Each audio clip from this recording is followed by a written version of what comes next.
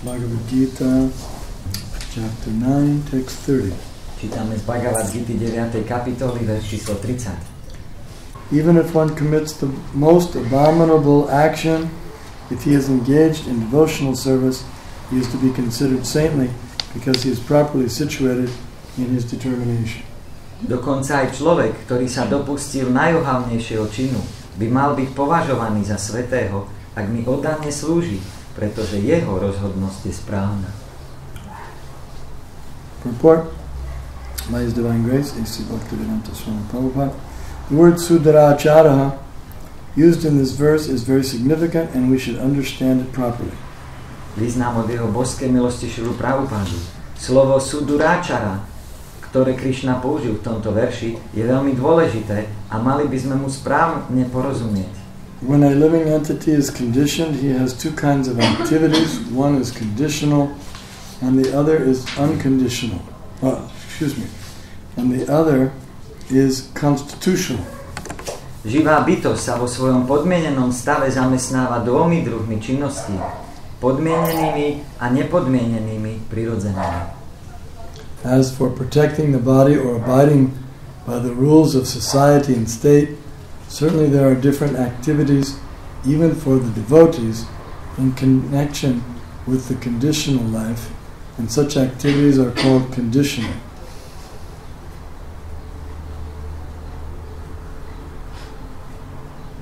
Podmienené činnosti sú také, ktoré musia vykonávať všetci, dokonca aj oddaní, aby ochránili telo, alebo neporušovali spoločenské či štátne ustanovenia. Okrem činnosti tohto druhu, ktorých je v súvislosti s podmieneným životom určite nemálo, sú tu tiež činnosti transcendentálne, ktorým sa venujú bytosti, plne si vedomé svojej duchovnej podstaty a neustále zamestnané vo vedomí Krishny.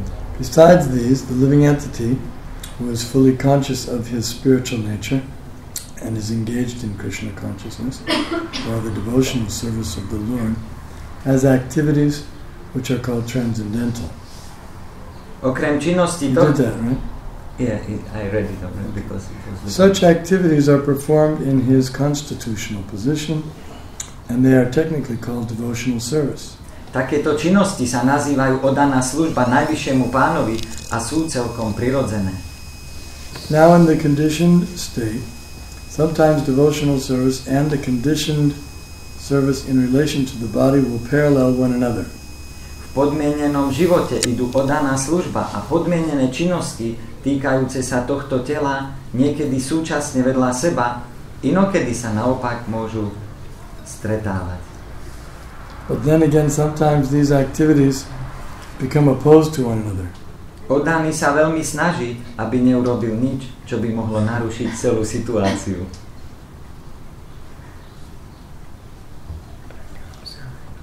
Just like, for example, Prahlad Maharaj, he was the son of a big king. Ako napríklad Prahlad Maharaj, on bol synom veľkého kráľa. But generally, he was a devotee. On bol oddaný. So, the parallel activity would be that he could perform his duties as a child, go to school, please his father, and also do devotional service. Takže jeho paralelné aktivity by boli, že on by chodil normálne ako do školy, do gurukuly, ako dieťa proste a tam si plnil svoje povinnosti a súčasne vykonával oddanú službu. But it didn't work out like that.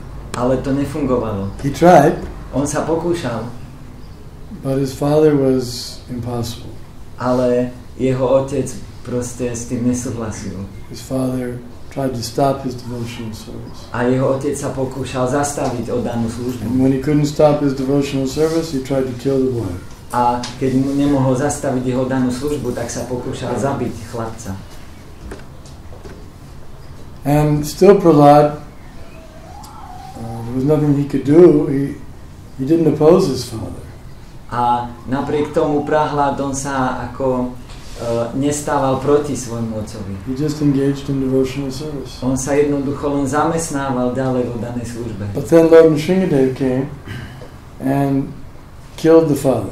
Ale potom prišiel pán Nrisimhadev a zabil otca. So, and then after Nrsimhadev had ripped apart his father, then the child, the boy, he brought a garland for the killer. A potom ako pán Nrisimhadev roztrhal na kusy otca toho dieťaťa, tak dieťa Prahlad prišiel a dal pánovi Nrisimhadevu okolo krku girlandu. And he didn't even protest when his father was being killed. A on vôbec ani neprotestoval, keď jeho otec bol ako zabitý. So that's abominable. Tak to je ako niečo odporné, hnusné. By social conventions, everyone should try to protect their father. A čo sa týka sociálnych konvekcií, tak každý by sa mal snažiť ochrániť svojho otca. But he's not considered guilty. Ale on tu nie je považovaný vinným. He was engaged in devotional service, and even though he didn't protest his father being killed, he's not to be held at fault. A on bol zamestnaný vo danej službe a dokonca aj keď neprotestoval proti tomu, aby bol jeho otec zabitý, tak není na ňom chyba žiadna. Nenájdem na ňom chybu. On the other hand, Arjuna was being asked by Krishna to fight with arrows against the exalted persons on the other side. A na druhej strane Krishna poprosil Arjunu, aby šípmi bojoval proti veľmi vysoko postaveným osobám na druhej strane vojska. That's abominable. A to je tiež ako nepekné. Shooting arrows at Bhishmadeva? Strieľať šípy na Bhishmadeva. He's the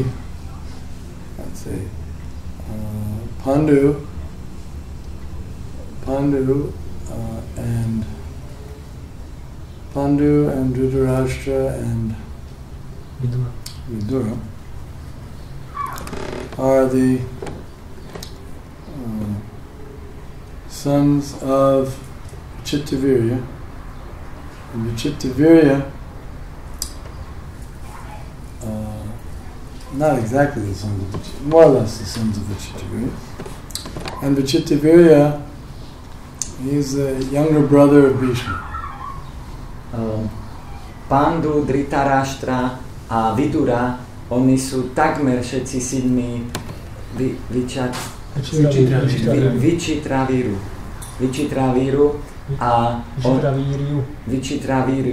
a jeho brat je Bhishma. Jeho starší brat je Bhishma. So Bhishma is so senior in the family. Takže Bhishma je tak proste starší člen tej rodiny. And he protected the boys as best he could. A on ochraňoval týchto chlapcov ako len mohol. And now Arjuna's shooting arrows at him. A teraz Arjuna proti nemu vypúšťa šípy. It's abominable. Tak je to nechutné. What kind of gratitude is that? Aká je to vďačnosť? But still he's not guilty. Ale napriek tomu nie je vinným. Because he was acting under the direction of Krishna. Pretože on konal pod vedením a na pokyn Krishnu. That's the point. That in ordinary calculations, a devotee may do something abominable. A to je ten bod. Z toho normálneho hľadiska odaný môže robiť niečo odporné. But because of his devotional service, that outweighs his fault. Ale kvôli jeho oddanej službe, tomu, že vykoná oddanú službu, tak to ako odstraňuje tú chybu.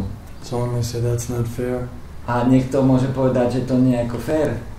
Other people do the same thing and they're considered guilty, but because he has some affection to Krishna, that means he's free.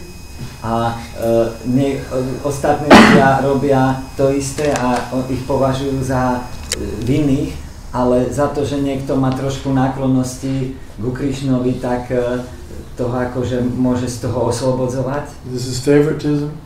To je stranenie, nadržiavanie. Yeah. Krishna makes the rules. Krishna robí tie pravidlá. And he says, if you surrender to me, then even if there's some flaws in your behavior, it's overlooked. A hovorí, ak sa mi odozdáte, tak dokonca ak sú aj nejaké nedostatky o vašom chovaní, tak sú prehliadnuté. One shouldn't a devotee should not take advantage of that and misbehave purposely, but if there's some accidental misbehavior, it's overlooked. A oddaný by to nemal zneužívať a zámerne sa chovať nepekne, ale ak sú tam proste nejaké náhodné chyby, tak sú prehliadnuté. That's the point of this verse. A to je bod tohto veršu.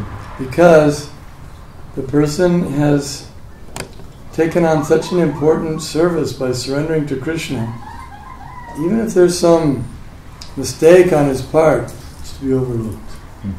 Pretože tá osoba sa odozdáva Krišnovi a tým robí ako takú úžasnú službu, takú dôležitú službu, tak dokonca ak aj urobí nejakú chybu, tak mala by byť prehľadnutá. Let's say your house is burning and the fire department comes in and they start breaking in the windows to get in. A povedzme, že náš dom horí a prichádzajú hasiči a začnú rozbíjať tie okná a vnikajú dnuka. And they put out the fire. They save your house. A oni zahasia oheň a zachránia celý dom. So are you going to say, okay, now you have to pay for these windows? Tak im poviete, že OK, tak teraz musíte zaplatiť tie okná.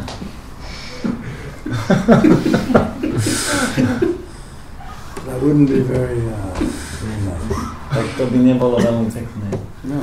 But if on an ordinary day someone comes and breaks your windows, then you'll take him to the police. Ale keď za normálnych okolností niekto príde a rozbije vám okná, tak ho zavoláte na nich políciu.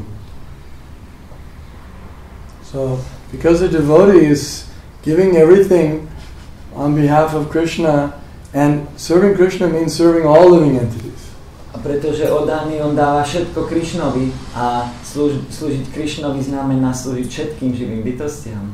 Because he's serving all living entities, he can't be found guilty for anything he does. A pretože slúži všetkým živým bytostiam, tak nemôže byť považovaný za vinného kvôli tomu, čo robí.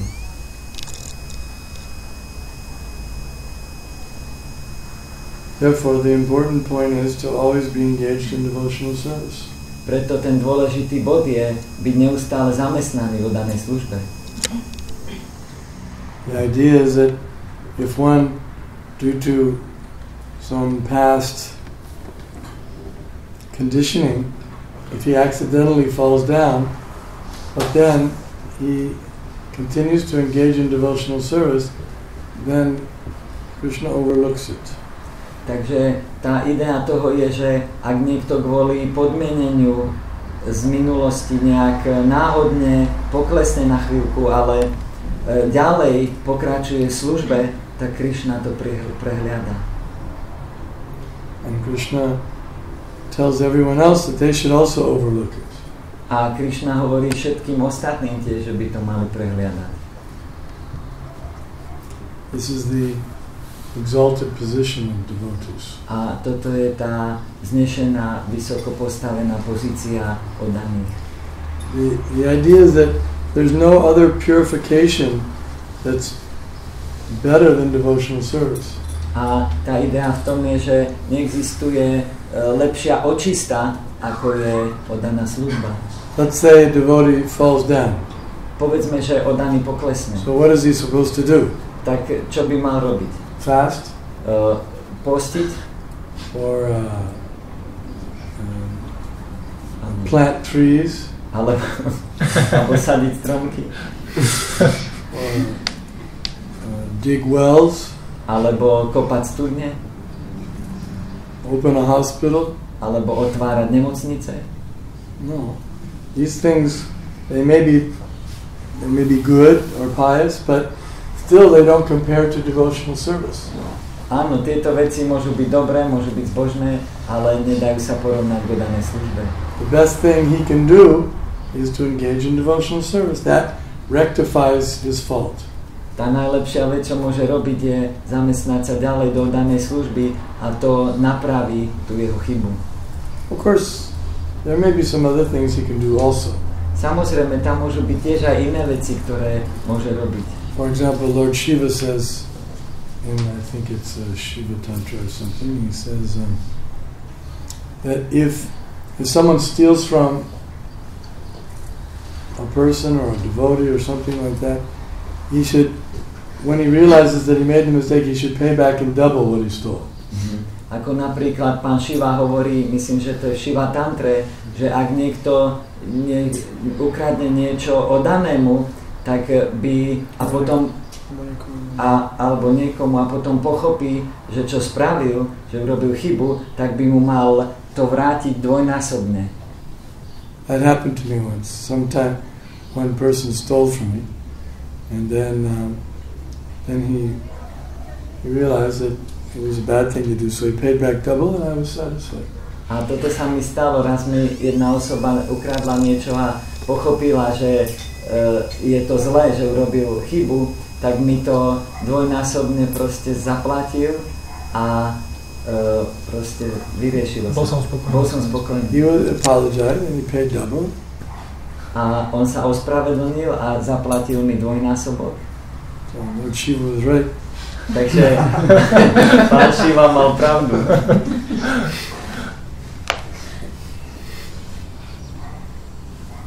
Any questions on this point? Nejaké otázky? Je pravda, že je lepšie trpieť ako protestovať? Is it true that it's better to suffer than to protest? In regards to what? Vo vzťahu k čomu? For instance, story of Prahlad Maharaj. He was tolerating suffering and not protesting.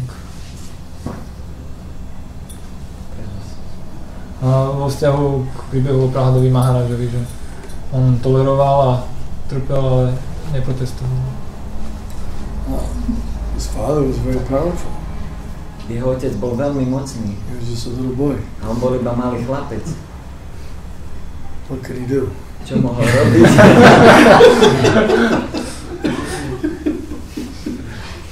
Also, it depends on one's position. Tiež záleží na pozícii toho človeka. One's level of Krishna consciousness. A úrovni vedomia Krishnu tej osoby. Ambarish also didn't protest. Ambarish tiež neprotestoval. But Vishnu protected him. Ale Vishnu ho ochránil. And Prahlad didn't protest and Vishnu protected him. A Prahlad neprotestoval tiež a Vishnu ho ochránil. And Arjuna didn't protest and Krishna said, no, you fight.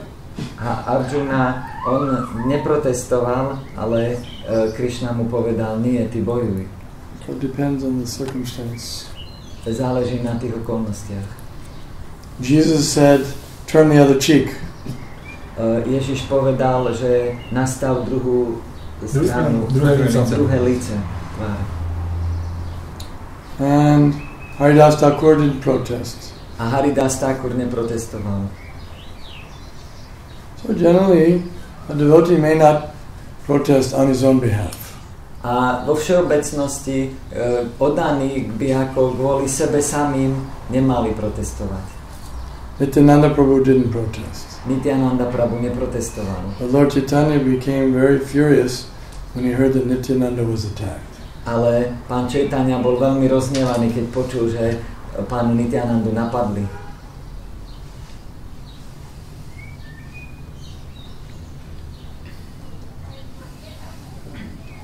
Sometimes Prabhupada says, it depends. On the material platform, there's no sin in counteracting an aggressor.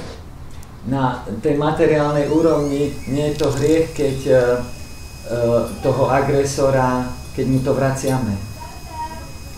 But a saintly person may not choose to do that, to counteract. ale svätá osoba, ona si to nemusí vybrať tú odplatu proti útoku. Depends what the circumstances is. Záleží to na okolnostiach. We can also see this body is Krishna's, and this person is trying to harm this body. It's Krishna's, so he shouldn't be allowed to do that. Môžeme tiež uvažovať, že toto telo je Krišnové a tá osoba napadá vlastne Krišnov majetok, tak nemali by sme mu to dovoliť. I would like to add that we are in the conditioned nature, and if we are like in Maya, we cannot see that we are conditioned, and how should we ask intelligent questions for saintly persons to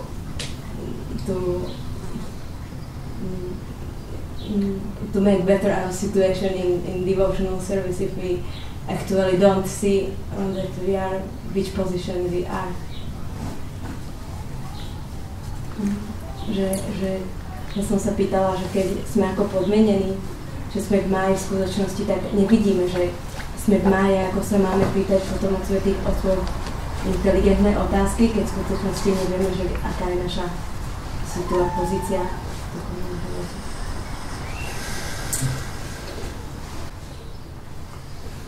Well, of course that's humility of a devotee as he thinks that he's in Maya. Samozrejme, tá pokora oddaného je, že si myslí, že v máji.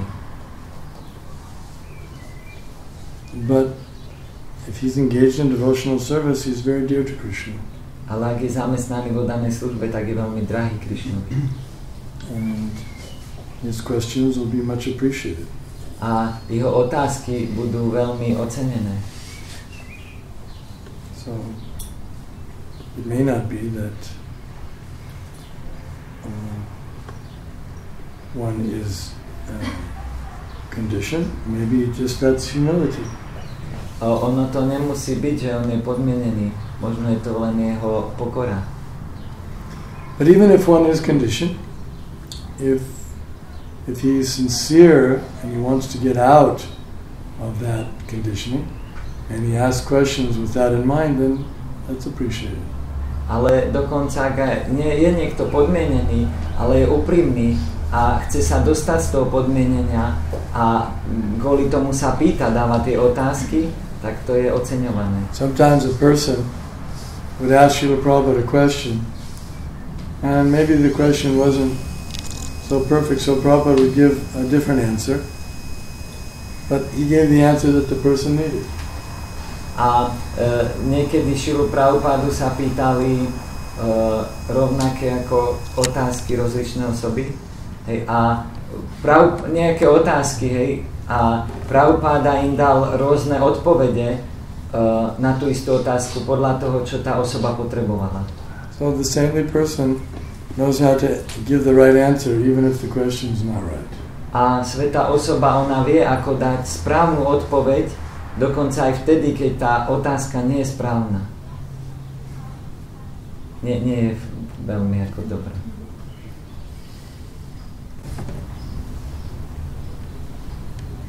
I would like to ask one question. When we perform our devotional duties, and simultaneously we are supposed to perform also our other duties. Where is the border that what is important? Because, for example, on Ekadashi, there are so many talks about we should follow this, or various other injunctions, and devotees are getting confused because of this often. they follow, they fast and this and that and they don't sleep but the devotional service, they are missing the service often. So spiritual master is there to give us guidelines according to time and circumstance. Takže ja som sa pýtal, že my vykonávame oddanú službu a ešte aj iné povinnosti, ktoré sú ako predpísané. A napríklad na ekadáši alebo rôzne také iné, čo sa dodržiavajú veci, tak sa dodržiavajú kadejaké pôsty a oddaní trebárs tam nespávajú riadne a tak ďalej a tak ďalej. A že kde je tá hranica vlastne, do akej miery máme tieto veci nasledovať a do akej miery len vykonávať oddanú službu. A Maharaj začal odpovedať tým, že duchovný učiteľ je tu na to, aby nás viedol v týchto veciach.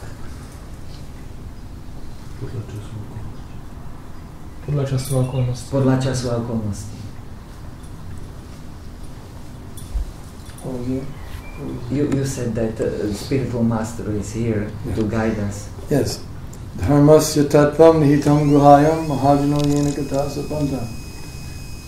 Otherwise, it's very easy to become confused without the guidance of the devotee. Ináč je veľmi jednoduché byť zmetený, keď tu nemáme to vedenie toho staršieho oddaného. Keď chce človek napredovať v oddanej službe, ale má určité podmienenia, ktoré nevie prekonať, tak aké kvality alebo čo by mal vyvinúť v prvom rade? If a devotee, a person wants to make progress in devotional service, but he or she is conditioned, what kind of qualities should this person develop in order to progress? Submissive oral reception. Takže mala by tá osoba byť pokorná, rada sa ako podriadovať a načúvať.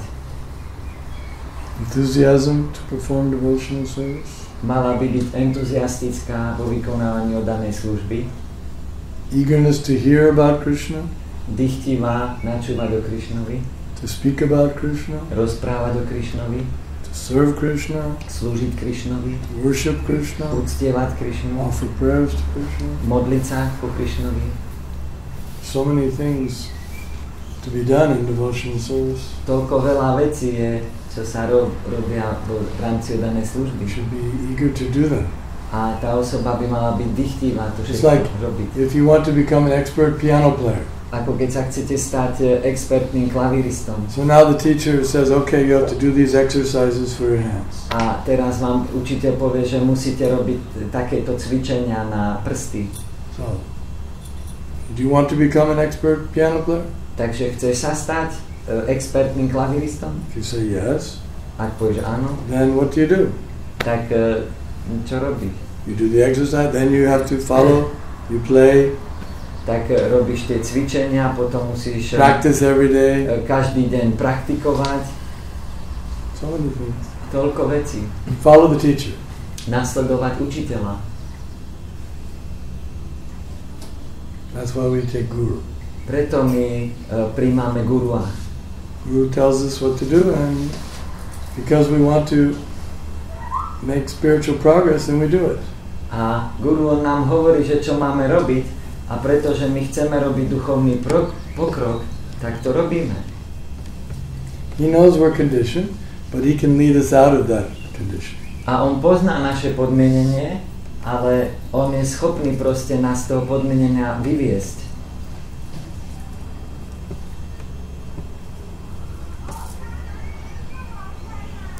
Okay? Je určité podmienenie, ktoré bráni prijať toho duchovného učiteľa, napríklad. And but it may be some conditioning which protects us to accept, not protect us, which zabraňuje. Doesn't allow us. Prevent us to accept the spiritual master. Well,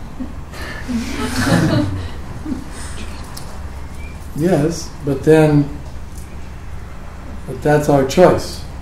Áno, ale to je naša voľba. In other words, we may have conditioning that makes it difficult to accept, but still we can accept. A inými slovami, že my môžeme mať také podmienenie, ktoré nám to veľmi sťažuje prijať toho duchovného učiteľa, ale aj napriek tomu ho môžeme prijať. It may be more difficult, that's granted, but not impossible. Takže môže to byť ťažšie, hej, to je pravda, ale nie je to nemožné. For example, if someone's born in a nice Vaishnava family, for so many generations, they're all devotees, and everyone in that family accepts a Vaishnava guru, obviously it'll be easier for him. Ako napríklad niekto je narodený vo vajšnavskej rodine kde už toľko generácií boli vajšnavovia a každý z nich mal gurua, takže očividne pre ňoho je ľahšie prijať toho gurua.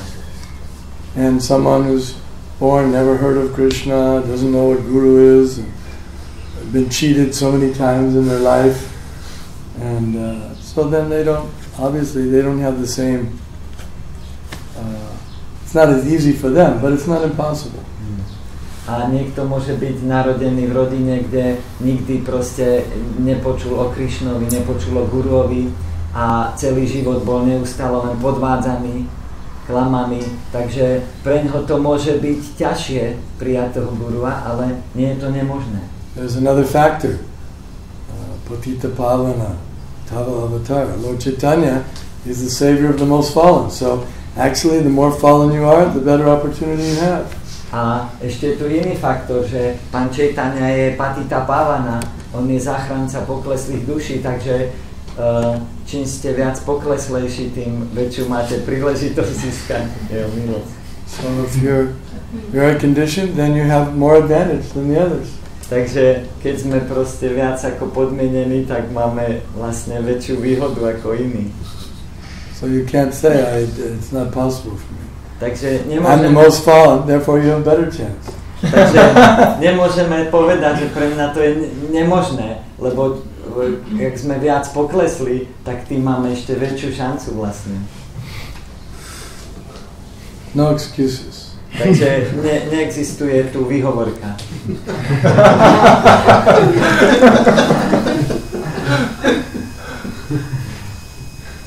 Doctor gives medicine and says I'm too fallen to take the medicine. Doktor nám dá medicínu a ja poviem, ja som príliš pokleslý na to, aby som ho prijal.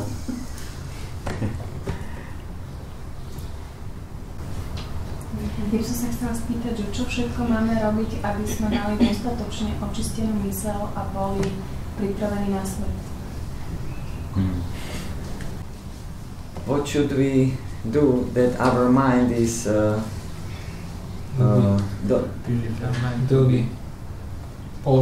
be že naša mysl bude, ale our mind will be cleansed enough that že v čase smrti sme pripravení, that at the time of death we are prepared for it to leave the body. What do we do? How do we prepare? Takže ako my to pripravujeme? Čo robíme? Ako si očistiť mysl? How to cleanse the mind? Hare Krishna, Hare Rama, Hare Rama, Rama Rama, Hare Hare. Giant. That's the Mr. Clean. To je Mr. Cleaner. Pán Čistič. Ja som sa chcel pýtať, že keď nám dá duchovný učiteľ pokyny, tak ako tomu môžeme rozumieť, že my sme schopní ich nasledovať okamžite, hej, alebo či duchovný učiteľ či to je otázka nejakého času, že kým sa dostaneme k tým pokynom, že sme schopní vlastne dodržiavať. If the spiritual master gives us some injunctions, how should we take it?